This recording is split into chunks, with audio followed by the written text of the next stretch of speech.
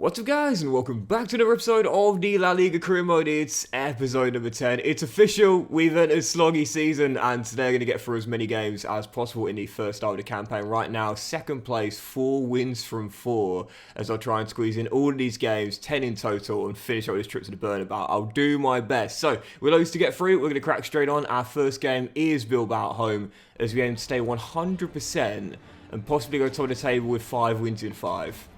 Yeah, you heard me, man. Our start has been that good. So when I get asked, like, what is sloggy season? Like, describe it. Well, sloggy season is where we are right now. And it's called sloggy season because it is a slog. And it is the sloggiest part of the season. Especially when you're in Europe as well. I mean, we're not even in a European competition yet in this RTG. And yet it still takes so long to get through the first start of the season. To me, it's where most CMs kind of come to die, if you will. Like when I also get asked, like, how do you keep a save going for so long? I get bored like quickly into a season. This is the big problem. It's getting through this season that is the issue.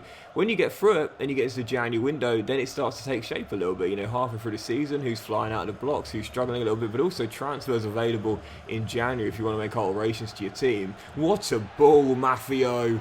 And Almeria rolling right now. And then, of course, outside the January window, it becomes the business end of the season when you've got potential cup finals to come, European knockout ties about to be played as well. And then, of course, when you're in the swing of that, it's like, well, the games just get bigger and bigger towards the end of the season before culminating with the grand finale. You know, your cup finals, your European finals, or your title deciders, if you will.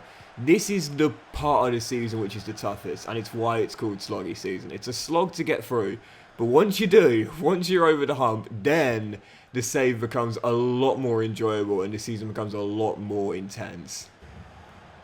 That's why I don't, oh, what a lovely ball through and finished by Williams as well. That's why I don't have an issue with people simming, you know, like I don't sim myself, but I have an issue with anyone simming at all. Like I said, I don't like gatekeeping in any community, including this one. Nothing wrong with simming games, but especially at this stage of the season where the games, they're not, you know, there's not actually that much riding on it, if you will. Like, yeah, sure, we want to stay 100%, make it 5 wins from 5, but this is not the biggest game of the season. It's not even going to be the biggest game of the first half. It might not even be the biggest game of the month, you know, as Gerard Deulofeu literally can't stop scoring right now. Goodness gracious, this guy is literally on fire.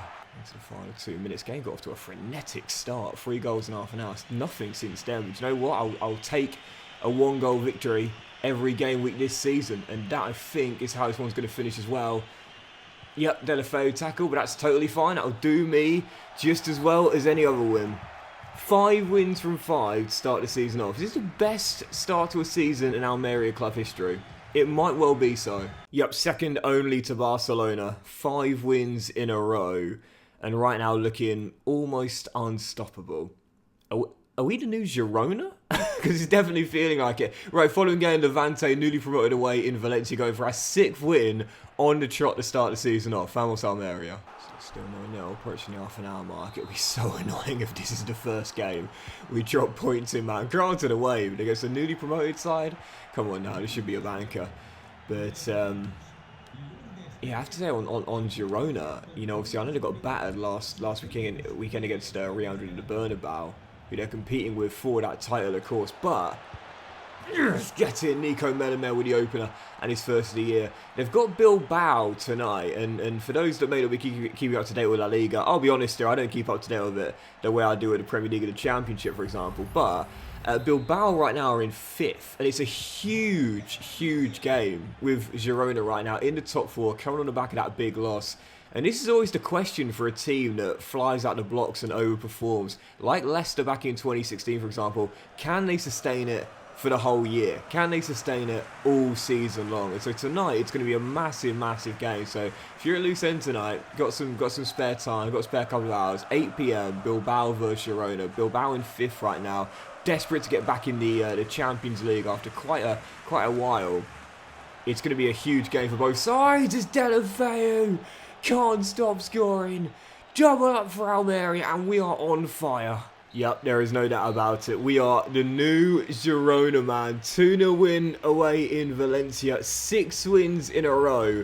And the only question again being asked right now is not are we good enough, but that'll be good enough for the entire season. Rolling and flying out the blocks right now. And that Barcelona game's a late kickoff, so I just want to see if Simeone held them. If they did, yep, they did indeed. So there's 3 unbeaten sides remaining, us, Real Madrid and Sevilla, but after the first 6 games, 3 clear of Barca on the back of their loss there. Okay, Look, I'm not going to read too much into this. It's a long season. This is sloggy season, man. Like I said, nothing's ever won or lost in sloggy season. And just before our following game, another newly promoted side, Espanyol at home, we got our first 3 scouting updates of the season. So let's see what we got. Where Spain is a complete dud for the first month. Absolutely awful. You know it's been bad when no one even gets continued to be scouted on. Although, to be fair, looking at a couple of players here from Egypt down the bottom, quite excited there. He looks like an amazing young goalkeeper. Abdul Wahab Ibrahim looks fantastic. And, oh, he's got the same name. That's always so frustrating, man. EA need to add more names to the database. Like, so often you'll find players with the same. Look at this. Four players here with the exact same surname. And 2 of which have got the same forename as well. How hard is it to add more surnames to the database? Just surnames alone. And from Colombia, unfortunately, no one making the cut either. So tough starts from Colombia and Spain. Although Egypt already wielding me 1 goalkeeper. I did put in the academy, by the way. There he is right there. 63 overall, 78 94 potential. But again, if you're new to CM or you don't play, then the longer you scout a player, the better. Because it means you get a much better understanding of just how good they are. In the first month, you might see a player and think, oh, he's an absolute gem. But after like 3 or 4, his potential might decrease rapidly. So that's a gamble by putting 1 straight in the academy. But we'll try and get that positioning up. That's quite low, but other than that, he does seem pretty solid. So as long as he doesn't have a major potential downgrade, we finally got a youth academy goalkeeper who looks pretty decent. Right, next up, looking for our 7th win in a row. Newly promoted Espanyol at home should be a banker, but we all know these can be the toughest games to win. Vamos Almeria. Difficult start to the game so far. 22 minutes in, no chances as of yet. And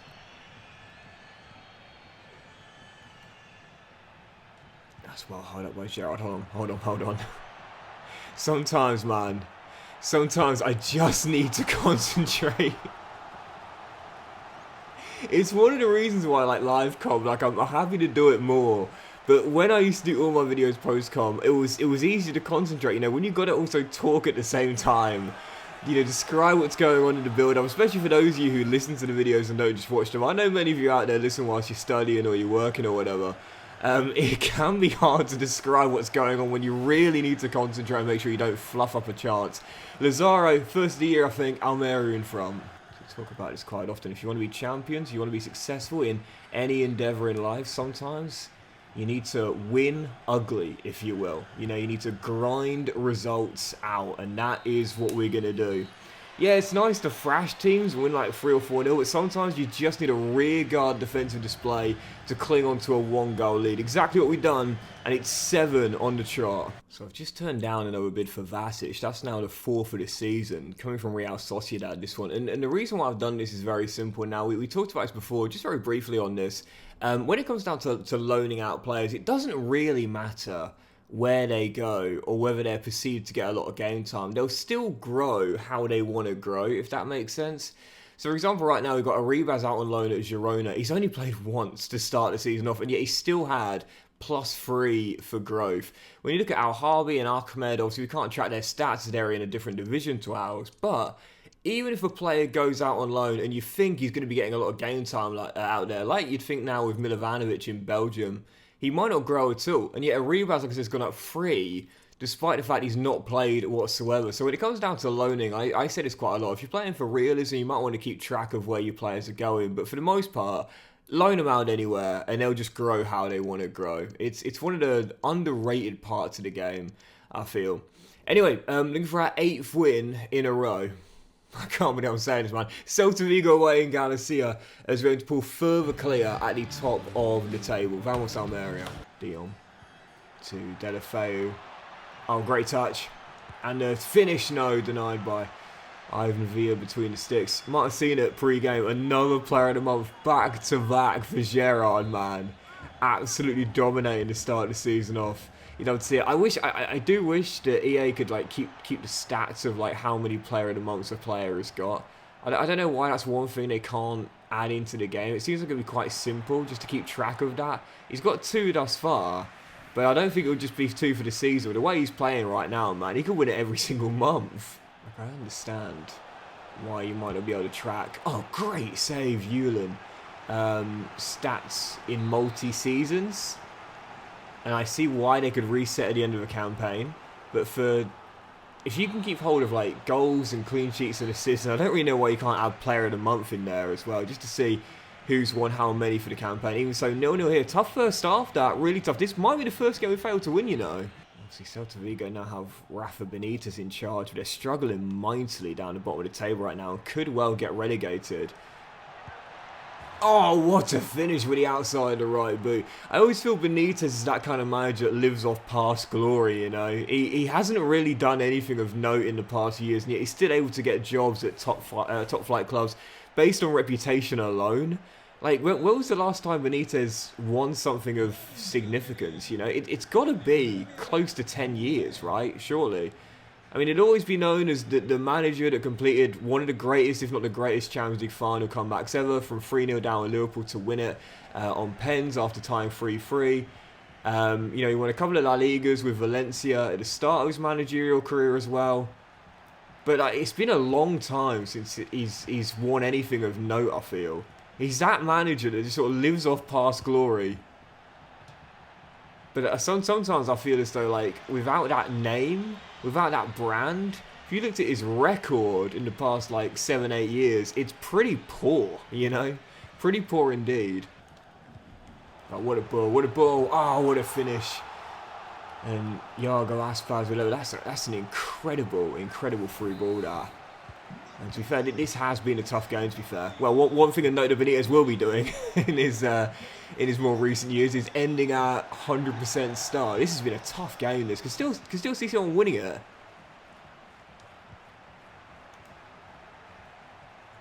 But at the moment, it could go either way. Oh, Monchi, what a ball! Yes! Cracking game, this. Yep, just looked it up. Rafa Benitez, last major honour won as a manager 10 seasons ago. Even that surprised me. I thought he must have won at least one since then. No, 10 seasons ago. Coppa Italia with Napoli. Nothing since then. When you talk about living off past glory, I think Rafa Benitez is a great example of that. He had a fantastic stint in the noughties, but not since then. This should be game. Oh, as Delafeu fires just wide. But the 100% start to the season continues. That is one of those games which is like, you know you've got something special when you can win these.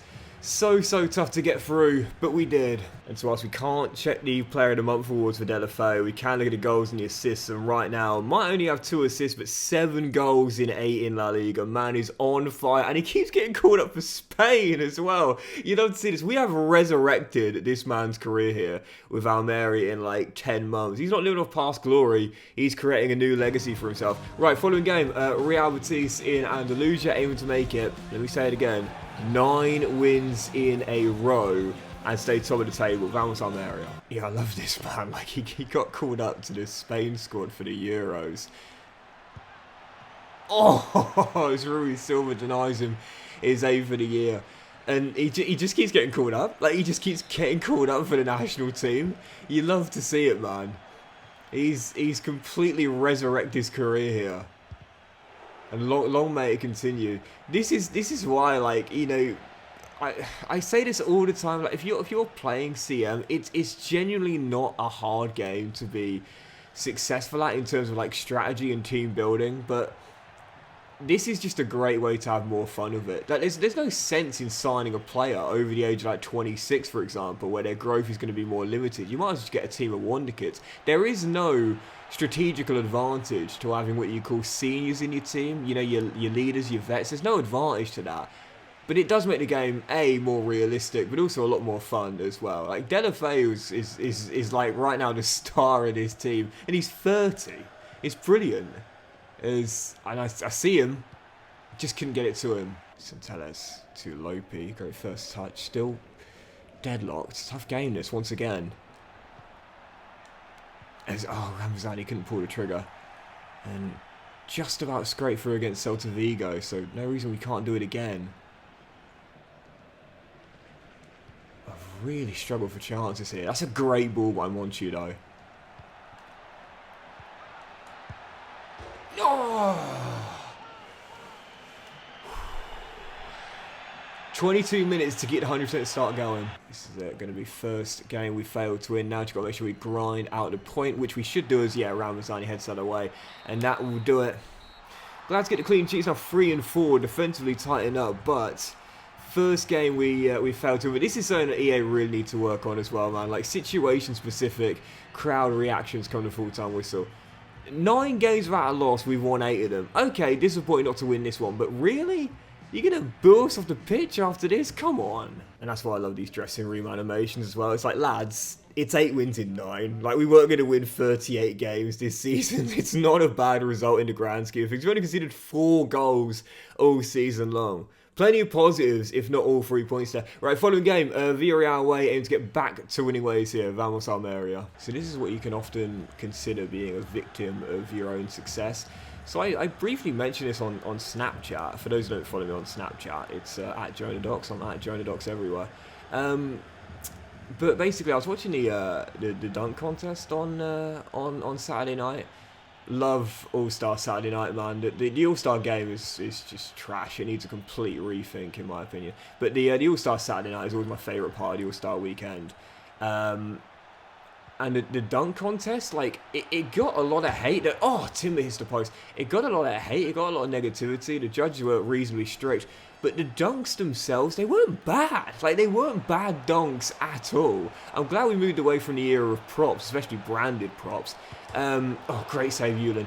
But the dunks weren't bad. But because we've just seen so much in the way of, like, class over the years, it's so hard now to really get people off their seats. Like the Aaron Gordon, Zach LaVine 1v1 many years ago now kind of spoiled people to the point where now you see these incredible feats of athleticism and coordination with the dunks themselves, and they don't get people off their seats before because it's like, well, we've kind of seen so many similar things, you know. It's kind of like victim of your own success, because it can be so hard to keep pushing on going forward, you know, and it just becomes normalised at that point. Incredible things start to become normalised as Edgar heads just off target. Yeah, I don't know if that made sense. Hopefully it did, but yeah, it's like when you see these incredible things, it's like it just becomes normalised when you see it more frequently, you know. Even though it is absolutely amazing, it just gets to a point where it's like you kind of expect it, you know. As amazing as it is, you kind of start to expect it. Just like you expect this guy to keep hitting the back of the net. Gerard Deulofeu with the opener. This is kind of what I'm talking about, man. It means if he goes a game without a goal now, like in that previous one, you think, oh, so it's a bad game, you know? Or he sort of like lost it a little bit or taking a step back. No, it's just what he's doing is amazing so frequently. We've become spoiled, I think, nowadays, especially in this age, when we see incredible things happening night after night. It's like we take it for granted, you know? Oh, that's a poor pass by Eric Bailly. Melamed. Timber. See Centelles. Oh, what a finish. How did that go in? How did that go in? I want to see that on the replay. Did he? It obviously went in through the near post, but I can't quite work out how that just went in, because to me, it's like, unless it's gone through the goalkeeper's hand. I do know that sometimes the ball can go through a player's body part. I don't see how we see it from this angle here. Oh, I see. I thought, okay, so it was actually the right arm of the keeper didn't come up. If it did, it's going to be saved. It was the left arm that he flailed with, and the right arm he kind of kept close to his shoulder. Right, okay, that makes sense. I have seen at times, sometimes in issues FC, the ball can go through a player's body part, which is so frustrating. But, okay, now I see how that one went in there. Keeper just didn't put the right arm up. Centello's first of the year. Almeria back to winning ways. Like I said, greatness becoming normalised. Don't take it for granted. Yep, the new Girona. That's how you consider this Almeria side. Back to winning ways, 9 in 10. And this is why, like I said, man, we might have had that mini slip-up, if you can call it that, in that last game. But don't lose sight of the bigger picture. It's still been an unbelievable start. 28 points taken from a possible 30. I mean, that's literally video game stuff. But of course, I also take the point that it kind of highlights the overpoweredness of form, which we talk about quite often. It's something that EA do need to tone down. Of course, form should be in the game. Of course it should, you know. But it's still a little bit too strong. Both ways, both for winning and losing. Right, 3 more scouting updates done. Wow, I'm quite excited to see this lad here, Ojeda.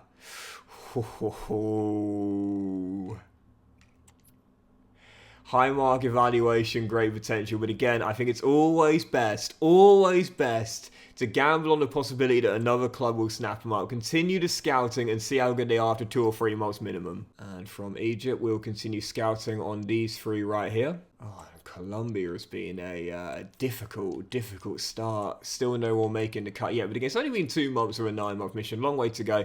This guy looking the best thus far, Adrian Duarte, but once again, we'll continue scouting. Yes, the mark evaluation is high to begin with, but again, don't forget that the longer you scout a player, the narrower the potential range becomes. So right now you see he's got 69 to 94 potential, and you'll probably be thinking, Doxy boy, come on man, that's probably like mid 80 potential, low to mid 80. That's great for a teenager. You can put straight into your academy. But again, the longer you scout, the more narrower those ranges become. In a month or 2, that guy's potential might drop to like sub 80, and we know that for youth players, that's not going to make the cut when you use scouting looking for the creme de la creme. Right, yeah, let's jump into the following game and keep it going. Eibar, newly promoted at home, only 6 points all season long as we aim to stay top of the table entering November and aim to pull away from Real Madrid and Barcelona. Vamos. Yep, Mafia winning, mate. There we go. Like I said, this is one of the reasons we signed him, man. Like, defensively, just as good as offensively too. And, of course, we want modern day wing-backs to be able to do this side of the game, but you can't forget the fundamentals, which are defensive sound stats, which Pablo Mafia has in abundance. So close to his first goal of the season there.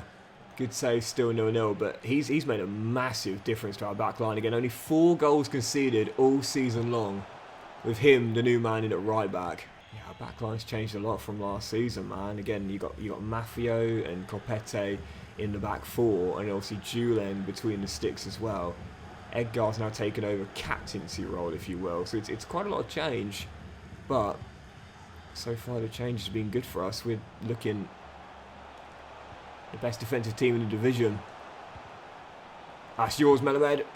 Oh, off the bar. Rocket. Just couldn't squeeze it underneath it. But that first goal is coming. And it's going to come right now. There we go. What's that saying we love? If at first you don't succeed, try again. Melamed smashes home, and finally we had the breakthrough. Yeah, without doubt. And I see you, Melamed. And I see Timber. Oh, great save to keep it at 1-0. How is it still 1-0 though? Lucas Zidane with the stop. But right now we are dominating. That second goal is coming as Edgar then heads a free header wide as well. This is one of those games where you're right now in full control, but I often say it, people will have you believe that 2-0 is the most dangerous lead. Rubbish. It's 1 goal. 1 goal is always the most dangerous lead. So all it takes is 1 slip up, 1 great piece of skill, 1 deflection, 1 mistake, whatever it may be, and your lead is gone. Yeah, I'm sorry, but if someone was to offer me a 2-goal lead or a 1-goal lead, yeah, it's a pretty simple choice. None of this psychological stuff. Just give me the extra advantage. There we go. It was coming. Monchu's first of the year. Is that maybe first for the club as well? Almeria double up. Here we go. I really want to get... Oh, well, he's going to get an assist for a second for Monchu. But I really want to get Camelo a goal, man. I brought him off the bench for Timber. I still haven't scored with him yet, and granted, all his appearances have come from the bench, because, let's be honest, we can't drop Delafeu, but I want to get him a goal, man. He's my new striker. I don't want to leave it too long before he hits the back of the net. Yeah, I don't know if you guys are the same as me, but like when you've got like a new playmaker, you want to get him an assist or a goal as soon as possible. When you've got a new goalkeeper, you want to get him a clean sheet as soon as possible as well. You know, kind of like justify your purchase, if that makes sense, you know. And for a new striker, obviously, you want to get him a goal too. Don't think it's going to come in this game, but we'll take the win back to back as the amazing unbeaten start continues. Again, overpowered as a form, so got to downplay it a little bit, but 10 wins in 11 is still incredible. And as we see Haaland win the Ballon d'Or back-to-back in this save, won it last year as well, 94 overall with 99 finishing. You know, I saw him had that miss against Chelsea on the weekend. A lot of people critical of him since he returned from injury. Come on, man. You know, form is temporary, class is permanent. We know that. As for the first time, we also saw Delafeu not win the Player of the Month award. Gutting. Let's try and get him back in contention for the next month. Following game, Sevilla away, Vamos Almeria. Also, I'm not sure if I would have included it. Hopefully I did. But Young Player of the Year award went to Mika Hamilton, also of Manchester City. But I don't really know how. Do you remember in my... Oh, what a ball. Oh, what a finish with the Treveda as well. Do you remember in my last save with Swansea, when it was the final season, one of our youth players won the Young Player of the Year, but he'd played like one League Cup game. I don't know what the Young Player of the Year award is based on. Like, I really don't understand. This is a class finish, by the way, with the Trevella. I don't really understand what it's given for, because, listen, he's a decent young talent, but I don't really know how he's able to beat off the likes of, I don't know, Bellingham, for example. Like, how... I don't really know what it's based off. I really don't understand it. Oh, no. Tammy. Oh, what a save, Julian. You know, I must say, he's made a big difference to our team as well. We're going for our 4th clean sheet in a row here. And I said this about Luis Maximiano. Even though he was joint top for clean sheets last season, most of the time when he got one, he didn't really need to do anything. The backline was just so strong. But for Julian... Once again, great goalkeeping. He's made an amazing start here. Yes, on the opening day, he dropped a bit of a clanger. But other than that, he's been sublime. And that's why I always say, when it comes down to clean sheets, you've got to look at the data. Oh, excellent stop on the other end too.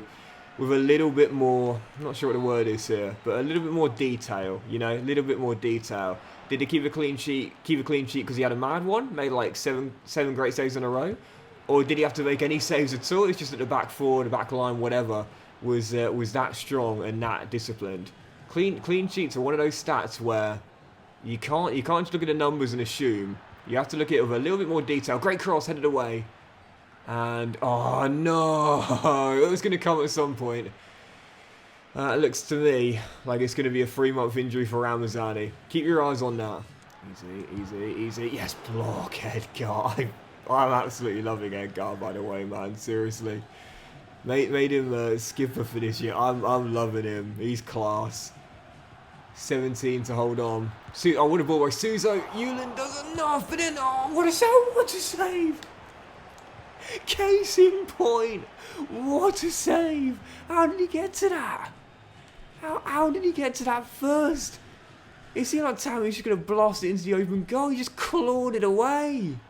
It's like his arm reached out like MJ in Space Jam. How did he get to that? Oh, no. Yep. There we go. Right, yeah, oh, okay, 3 minutes to go. Just hold on. Oh, what a huge block, and cleared away in the nick of time. Oh, I should just put it in the corner. Final seconds. Just got to close this out. Last attack. Just... Hold. Yes, Pablo, get in. Oh, look at Julian celebrate as well. Oh my goodness, this is what I was talking about, man. Clean sheets, you got to look at the data in more detail. Keeps had a mad one out there. Massive win. Oh, and I can't get the... That's so frustrating, man. It's not included as a highlight. How? How is that not a highlight? That's one of the best saves I've ever seen. How did he get to that ball, man? Unbelievable.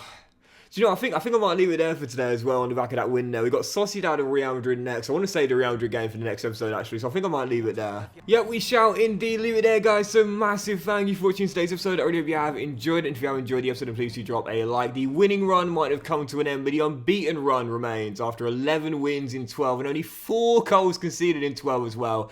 We're going for a new defensive record this season, alongside the title as well, laying down a marker in 10 early. Have a great day, guys. Much love to you all, and I'll see you for next episode. Will be a massive one as well, as we will face both Real Madrid and Barcelona getting to the halfway stage of the season very soon.